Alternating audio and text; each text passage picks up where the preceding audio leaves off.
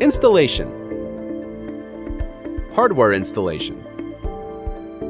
To configure the panel, you will have to download and install LDES Utility app to Android tablet. Download the app from Google Play or from LDESalarms.com. Complete first-time registration. Select the most available center location in building for ESIM384 installation. This will ensure the optimal wireless signal strength to all wireless devices. Install metal enclosure ME1. Install plastic tabs.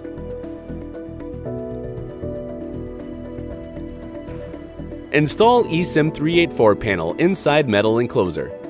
Connect antennas for wireless and GSM signals reception. Insert SIM card. Before inserting, disable PIN code. LAN module ELAN3 alarm can be used and an optional module for communication to smartphone app or monitoring station.